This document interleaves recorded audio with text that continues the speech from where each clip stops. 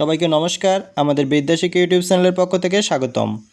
বিভিন্ন প্রতিযোগিতামূলক পরীক্ষার জন্য আমাদের এই বিদ্যাশিক্ষা ইউটিউব চ্যানেলে প্রতিনিয়ত জিকে, বিগত বছরের প্রশ্নপত্র, এমসিকিউ এবং পরীক্ষার উপযোগী গুরুত্বপূর্ণ ক্লাস নিয়ে বিস্তারিত আলোচনা করা হয়। তোমরা আমাদের চ্যানেলের ভিডিওগুলো যদি ভালো লাগে তাহলে অবশ্যই আমাদের চ্যানেলটিকে সাবস্ক্রাইব করে রাখবে পরবর্তী ভিডিওর আপডেট পাওয়ার জন্য। আজকের ক্লাসে আমরা বিষয় ইতিহাস, বৌদ্ধ দর্শন নিয়ে বিস্তারিত একটি ক্লাস করব। তোমরা মনোযোগ সহকারে সম্পূর্ণ ক্লাসটি দেখবে।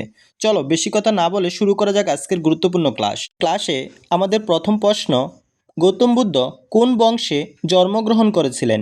এ দাস বংশ, বি মৌর্য বংশ, সি শাক্য বংশ, ডি নন্দ বংশ। সঠিক উত্তর হবে শাক্য বংশে গৌতম বুদ্ধ জন্মগ্রহণ করেছিলেন।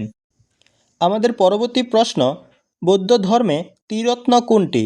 এ বুদ্ধ ধর্ম সঙ্ঘ, বি বুদ্ধ সঙ্ঘ বেদ, সি বুদ্ধ বেদ ধর্ম, ডি উপরের কোনোটিই নয়। সঠিক উত্তর হবে এ বুদ্ধ ধর্ম সঙ্ঘ। এই তিনটি হলো বৌদ্ধ ধর্মে ত্রিরত্ন। আমাদের পরবর্তী প্রশ্ন, প্রথম বৌদ্ধ সঙ্গীতি কোন রাজার আমলে অনুষ্ঠিত হয়েছিল?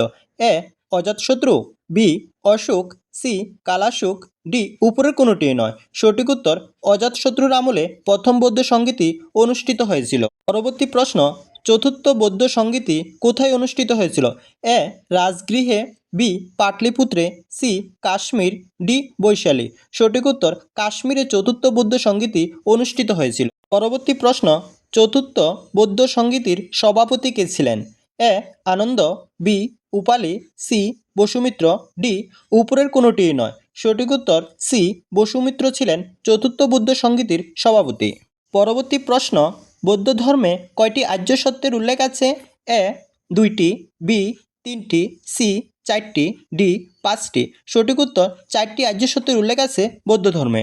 আজকের ক্লাস আমাদের এখানে শেষ। পরবর্তী ক্লাসের আপডেট পাওয়ার জন্য আমাদের চ্যানেলটিকে সাবস্ক্রাইব করে রাখবে।